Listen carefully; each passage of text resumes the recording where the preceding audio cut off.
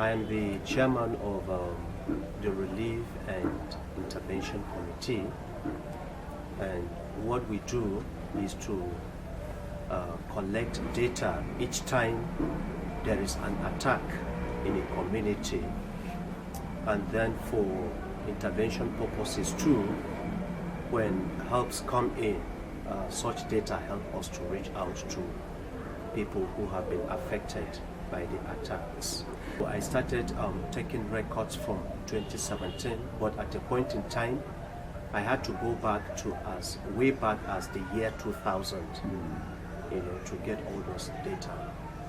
The killings in the Irigwe Land of Basa local government is so worrisome and has been and is still a thing of concern. Many people have died, many properties worth several millions of naira destroyed, agricultural produce, farm crops destroyed, houses burnt down, widows have been prematurely made widows, children has been prematurely made orphans.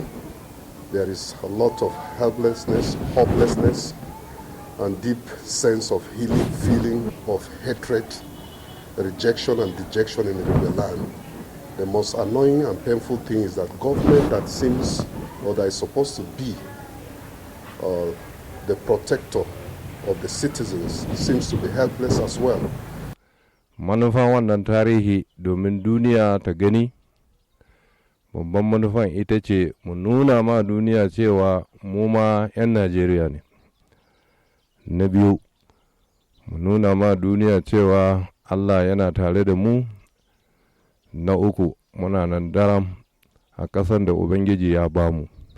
Na hudu, maganganun da ake faɗa a kan ƙabilan Irigwe ƙage ne da kuma ƙariya domin a ɓata sunan ƙabilar Irigwe. Mu a ƙabilar Irigwe masu ƙaunan zaman lafiya ne. Da ya kashe da takobi, shi ma da takobi za a kashe shi. The Irigwe people are predominantly farmers. They are into crop production, and before the attacks started, they were also into livestock production. There were some who had cattle who were raising sheep and goats, but they are predominantly into agriculture. Then on Saturday was the burning of houses, destroying of people's property. Seriously, on that I did not feel easy. Although security men were around, but they did not do anything. No attempt to stop them or to even help. Before the year 2000, the Irigwe people lived in good time. They were in good terms with the Fulanis.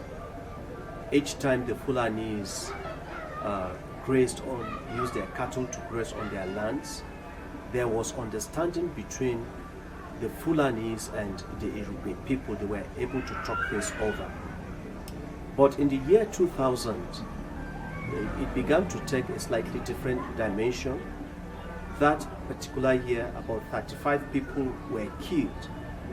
But for Irigwe people, it didn't matter at that time because they didn't know that there was an agenda.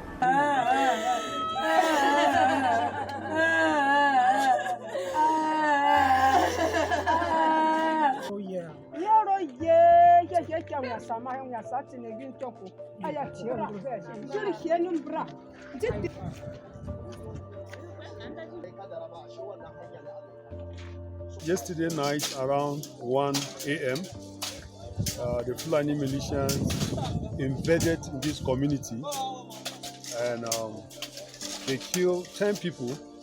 Out of it, there were children, women, and aged fathers among us. Where the scene of the burial took place.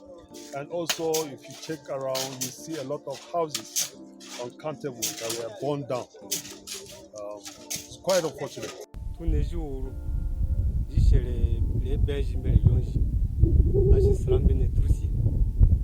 jina juja shimbe shisra bi yanka nwa chi uwe ari ma chi brani nji ma hari abizer we tur shi sra membe ji kimembe made to abe ya rie a na chanyi shishi meshini ria a chen ria de nche to a jembe chen ria na je maka ari we ni chigabane sra re to aya sra we ni tambe je rimbe na ka mbe we nya to ba mbe we nya na a here chi ria nzuri ewi kembe amburu ebe mbe na hwi mi we shire ri ju ye yere be nkrebe tutu na nke uchi ne hari ju hun ton klan ama a jene na abi ne mbe amburu ne shin klan aje. Based on the eyewitness, they said there are more than 500 that came to this community. Even if you were tall, what did you have? You used your stick to go and protect somebody who came with heavy arms, with AK-47. And then by 2016, they went to a village called Kigal, and in one night, they slaughtered 46 people. So that was when it dawned on our people that there may be something different. It took a slightly different dimension from what it used to be. And then by 2017, they went to Kedongro and killed so many people in the classroom. And in 2017 alone, about 18 communities were attacked and so many lives were lost. And then from that point till date, every year the number keeps increasing. So as at the end of 2021, Irigwe people had lost 858 people. And there are children among them, there are young adults, there are old people. In fact, there are pregnant women who were killed in the process. And then 298 people sustained various degrees of injuries. Some of them are completely incapacitated now. They may never be able to provide for their families. The total number of residential rooms that were burnt down by the Fulani herdsmen is well over 12,000, about 12,786. This figure in 2021 accounts for 64% of the total number of houses that were burnt down. And then talking of food banks, food stores, about 728 food banks were burnt down in 2021 alone. And then there are farms that were destroyed over the years, totaling over 6,094. The number of farms destroyed in the year 2021 alone accounts for 49% of the total number of farms destroyed over these years. So this is the extent to which our people were impacted by the attacks by the Fulani herdsmen. Since these killings began in mass in 2016, I know it dates back from 2000, but the worst of it in Irigwe, the worst hit in Irigwe Land began in the year 2017, where so many of our people are killed at Ancha village, and that followed by series and sequence of killings via ambushes, laying of our people. But the most annoying thing, like I said before, is that government that is supposed to be proactive and then to be seen to be arresting the problem seems to be helpless. I said this because all this while we've not seen or heard of any case of arrest, not to even talk of trial or conviction of the killers of Irigwe people. And as we speak, more than 600 of our people have been killed, and this has really had a toll effect on our psychology as a people. We now live in fear, we now live in pain, we now live in agony. We've also had women who are been thrown into more and more poverty because their breadwinners have been taken away. These are some of the terrible and psychological effects of the killings in our land. Unfortunately for us as a people, there seems to be no signs that these killings will stop, because the more the killings happens and the more the attackers the so-called non-gunmen go celebrating, because it is a cycle of inefficiency by the state. Each time our people are killed, statements are released that perpetrators will be arrested and then brought to justice. But we have not seen any of these things coming into fusion. All we see is that we wait again for another attack to happen, and then the state issues are repeated and are given. And so it is a really a big problem to us as a people. Our people now fear going to farm. Our people now fear to travel to their ancestral homes. As we speak, more than 10 of our communities have been ransacked and chased away. There seems to be a land-grabbing agenda. People no longer go to farms. An kashe mutanenmu musamman daga watan 6 zuwa watan 8 na 2021.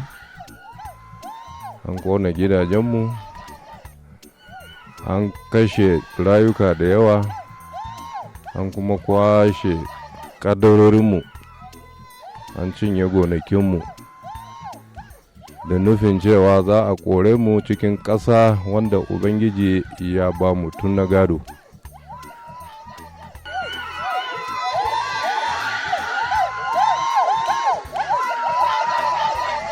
Wails of pain, grief and anger from women over the loss of loved ones and their property following an attack on villages in Bassa, Plateau State.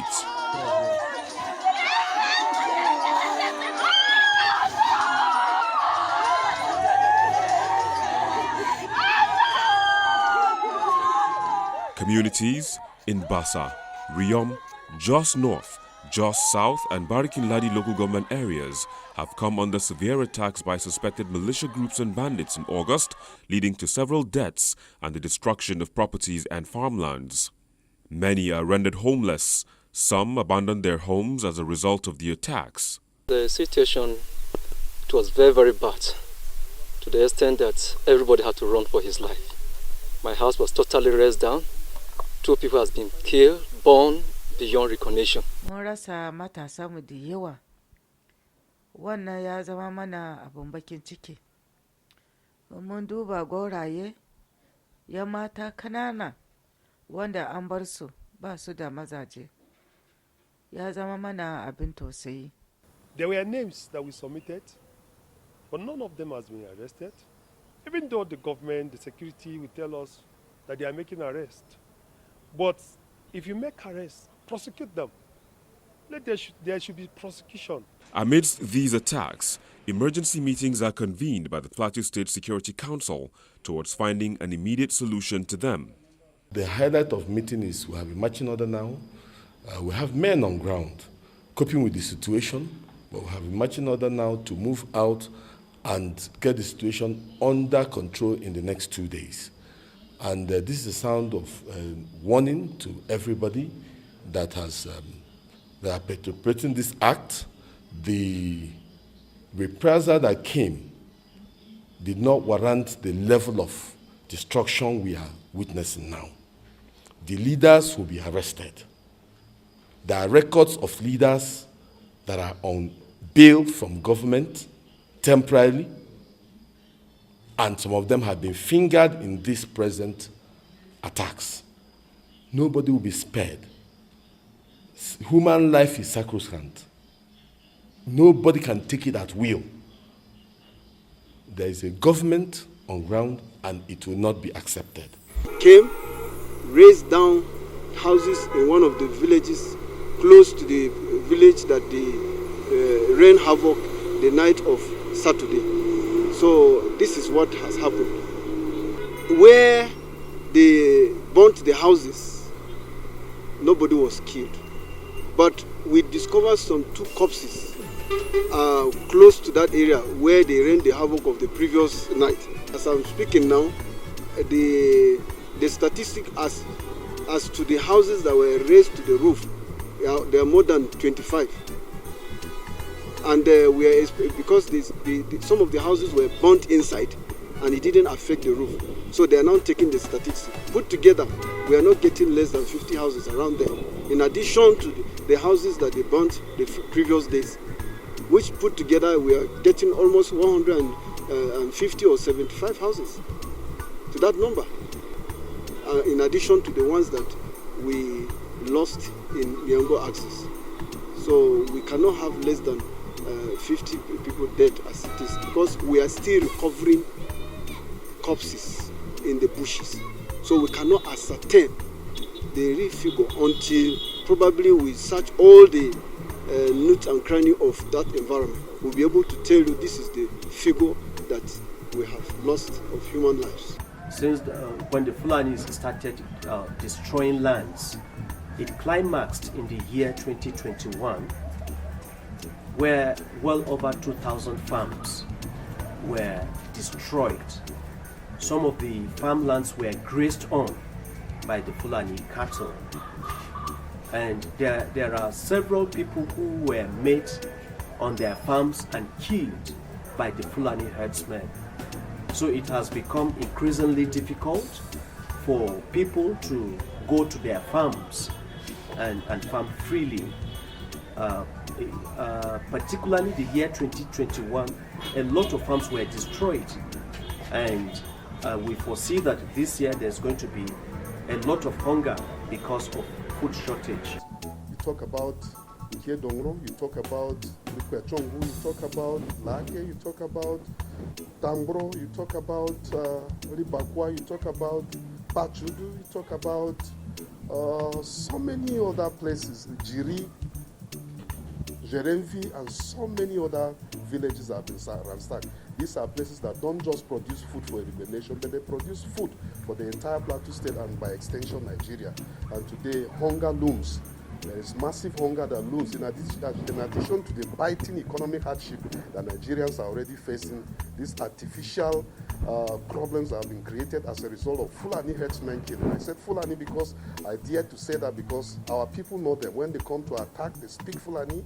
And in some instances, our people have had to produce their names, and yet the security has done little or nothing to arrest them. It is very, very clear because some of them had lived in this land. There are some of the communities during their own attacks. When the Fulanis go in there, they call their names. They say, "We have come for you." Some of them even speak Irigwe language, and they reveal their identity. "This is my name. We have come for you," and then they go on and attack. And then even from their intonation, the way they speak, that this is a Fulani man speaking. Government have the power to stop the carnage that is being unleashed on the people. But that political will is what is actually lacking on the side of the government, because they have not really been doing enough in order to see that the perpetrators are arrested and then justice is served. So many times and on several occasions when a particular community in the nation is attacked, and we hear the government's reactions calling them non-government. But after a few days, we will be called together with them, to harmonize on the way to live together, to coexist. The question that people have been asking, if at the initial stage are called on non-government, why are you calling us with a non-government to come and sit together? That means these people have been fingered. That means they have been identified. I don't want to see any herdsmen around again, though. All the Fulanis. I don't want to see them around.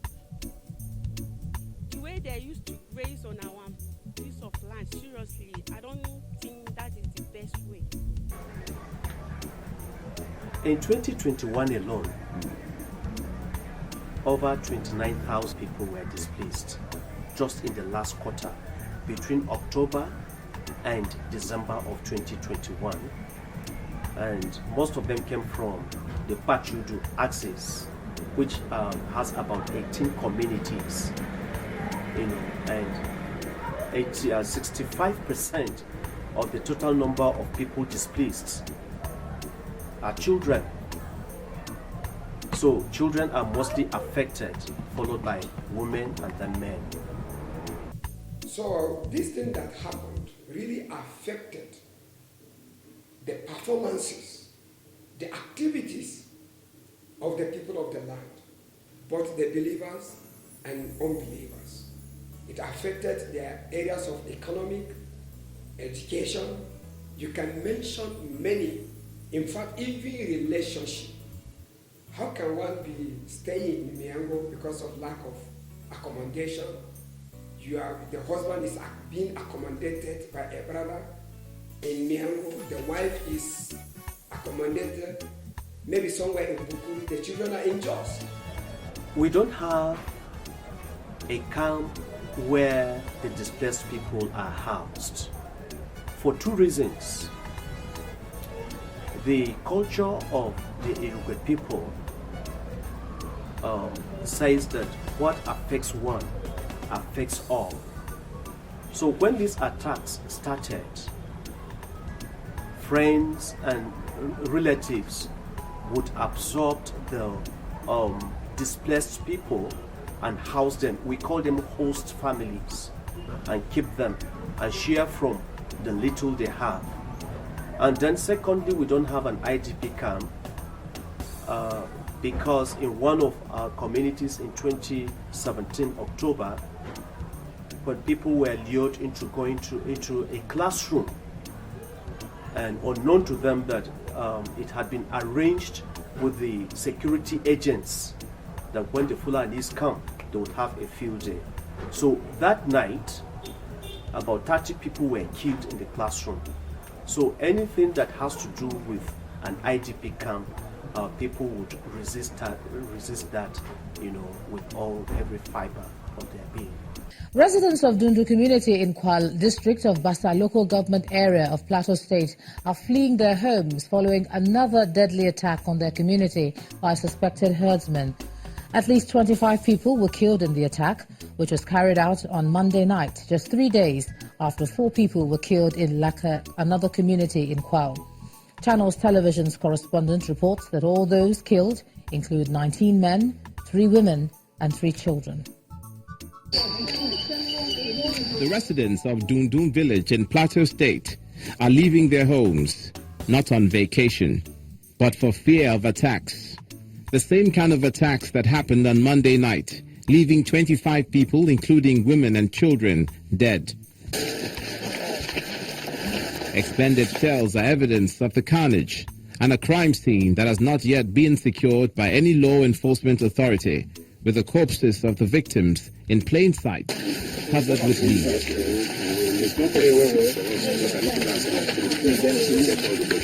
A man with others from a neighboring village came to help the people when he heard they were under attack. We just heard that the Fulani men came and attacked this village, so we immediately rushed to see that we will be able to take care of them.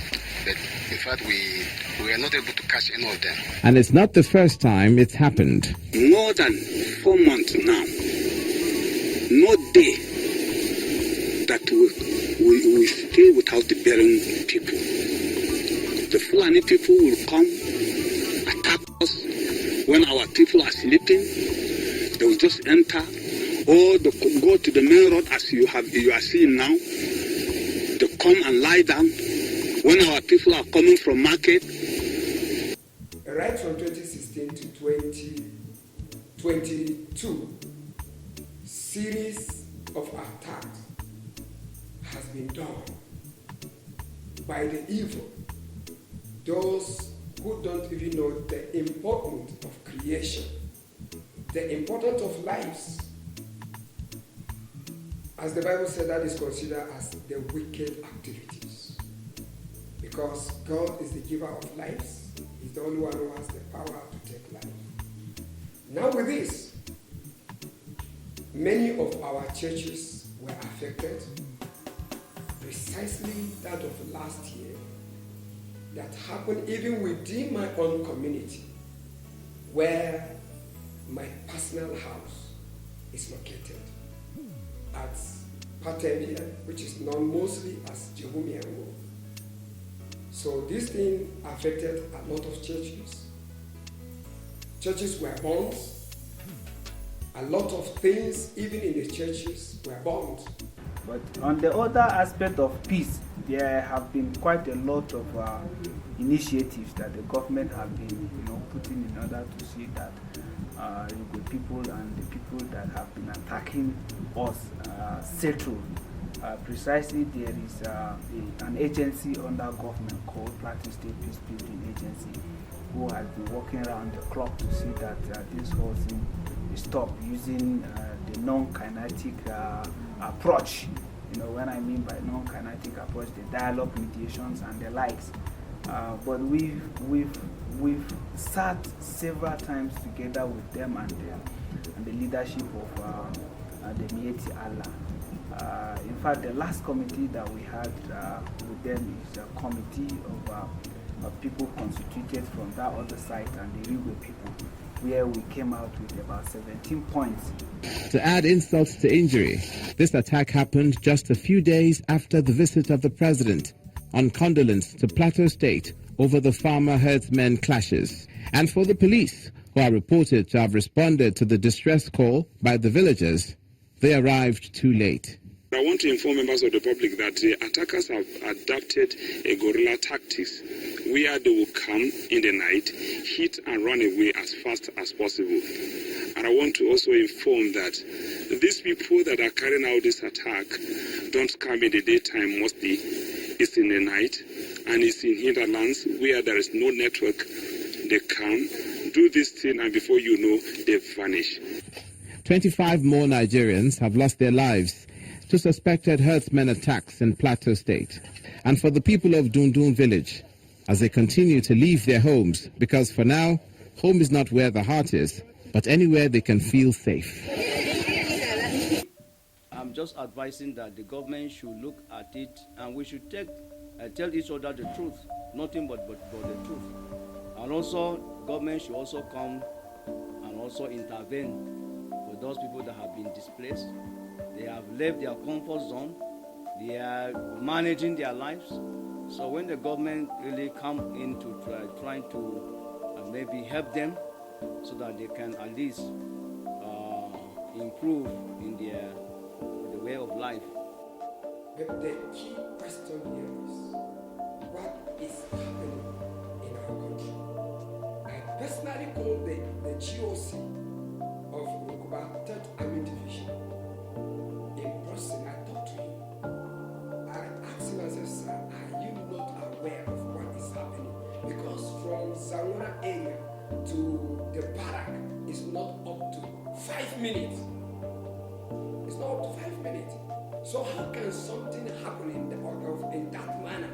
And the army will tell you, we are not aware. I've told him, sir, that is a disgrace to Nigerian army and to Plateau State government. So you have to wake up. He asked me why I've told him. I've told him my name and my work. I say, whenever you need me, I'm ever ready. Throughout Nigeria, we cannot effectively maintain peace without our cooperation. It's your duty, as I said, this is your permanent job. Please continue to do it in spite of the problems. Encouraging words from President Muhammadu Buhari to the governor of Plateau State and traditional rulers during his tour of troubled states in the northeast and north central. This was the 8th of March. However, a day before the president's visit, an attack was carried out in Bokos local government area, resulting in the death of 16 people. While the president was still in Plateau, an attack took place in Bassa local government. Here, 5 people were killed. Another attack was launched in Bassa local council the day after that in the same chiefdom. The lives of 4 children were snuffed out in the incident. 2 days later, another attack has taken place in Dundun local government area. Here, the death toll spiked to 25. All attacks have one thing in common. The suspects are alleged to be militia attached to herdsmen. Just when the nation thought the president's tour would send a stern warning to those behind the act, it appears all it has done is spur the killers on. While the curfew is in place, 2 more attacks ensues. One In Tafigana village in Bassa local government area, 5 persons, all male, died during the onslaught. The other occurred in Yelwazangam, Jos North, where 30 people were reportedly killed. These are angry residents of Jos, the Plateau State capital. They are out in this number to express their dissatisfaction over the killings of 36 locals by suspected Hadas militiamen. They insist that corpses of the victims must be taken to the government house for the governor to see for himself. The protesters will not be persuaded, as they insisted on bearing their grievances and getting to the government house. Their action caused a serious gridlock within the state capital. Motorists and commuters stranded on the road leading to many parts of the capital, despite the tear gas canisters shot in air by the police to dispel them. They pushed forward till they made it to the gate of the government house. And then this. These unfortunate incidents dominate discussions at the Plateau State House of Assembly. Members expressed concern on the rising spate of killings across the state, noting that the situation calls for serious attention from government and security agencies. If you remember, Mr. Speaker, last 2 weeks or so, I submitted an interim report based on the assignment given to us by this Honorable House to go to affected areas in Yango and Riom to ascertain the extent of damages made on the farmer's farm.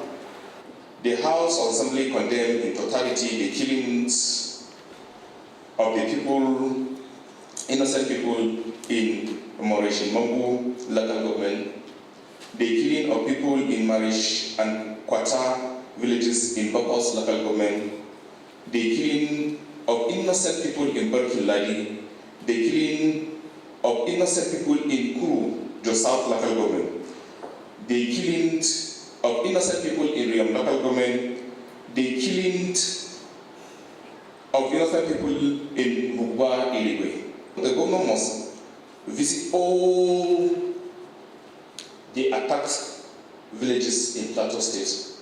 The government must visit those people and settle their bills. Their properties must be put in place.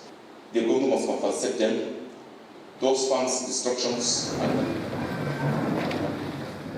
Still on the matter, another meeting of critical stakeholders and elders in the state is convened. Participants comprise traditional and religious leaders, political leaders cut across party affiliations. The meeting also includes heads of security agencies, members of organized labor, non-governmental organizations with youth and community leaders. Participants at the meeting reached several resolutions that will strengthen community policing and hasten the dispensation of justice.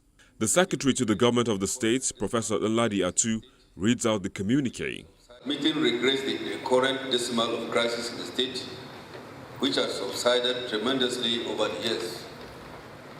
And to those involved and fingered in any of these crises are to be arrested, tried and punished openly. However, meeting advocated for diligent arrest and prosecution and dealt with according to law. But meeting admonished the judiciary to take a critical look at bail issuance to ensure that hardened criminals do not go back to the community to cause further havoc to the people. There should be deliberate effort to address the issue of drug abuse by our teeming youth. Action needs to be taken to make availability of drugs as scarce as possible, because this is a major driver of criminality by the youths in particular. Meeting further reiterated the calls for more power to the traditional rulers so that they can do more for our people. This meeting equally decried the politicization of crisis and called for objective assessment by all conflicts in this matter. Sir, I really appreciate you. I have taken you by your word. I wish you well, and I hope you are going to assist the good people. Definitely, sir. We have suffered enough. We are not happy with what has happened, and going forward, we want to use all avenues to make sure that we correct the wrongs, we work together, and that's the only way we can achieve peace, restore confidence of the people of Irigwe Land. I also want to seize this advantage or this opportunity to reassure you and to debunk an issue that went on viral on the media, whereby it was said that some of our soldiers said that they were not given instructions to act. Your Royal Highness, sir, I want to assure you that to the best of my knowledge, that information is not true. Every soldier in operation on the plateau has a constitutional duty. It is not supposed to be told what to do, because he has a constitutional duty to protect lives and property, and to make sure that everybody is protected. Because for me, I know I cannot give that instruction. I know I never gave that instruction. And having been barely 3 weeks on ground, there's no way that instruction would have come from me. So I'm still interested. We are still investigating to see which soldier said that and who gave that instruction. And when we do, if it is true, we are going to take action. On the sidelines of the visit, the commander addresses troops deployed to the communities, charging them to carry out their duties professionally without bias in securing their areas of responsibility. I want you to go out there, patrol the whole general area, and make sure you restore law and order. This thing is calling upon the Christians to be wise. The Bible said we should be wise like serpents, harmless like doves. We only know there is peace when a lot of challenges are coming and people are able to forgive themselves. Let's continue to work together. Yeah, the situation now is relatively calm.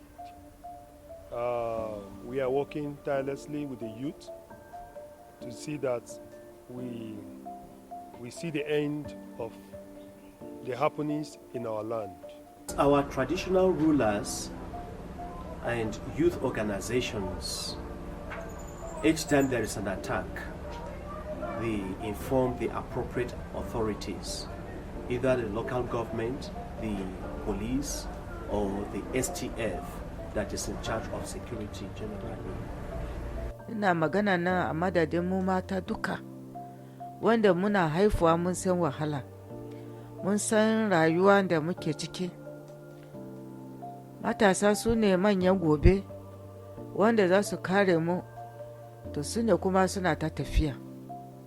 Ba mu same shi da sauki ba, abu ya fara kaman wasa-wasa, ya zama babba, wanda hannu an kone gidajenmu, an kone yayanmu, an kone mazajenmu. Muna dogara ga Ubangiji. Mun ba Ubangiji ba, da ba mu san da za mu tsira ba.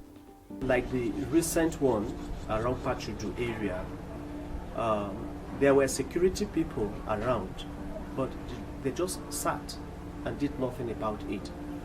And as I said about Kedongro, it was the security people who facilitated that attack. But there are a few instances where some of the security people, actually stood to defend the people. Like in the same Kedongro, there was a security man who really stood his ground, and he lost his life in the process. And Ancha area too, there were 2 security people who were killed there. But generally, the level of their performance leaves so much to be desired.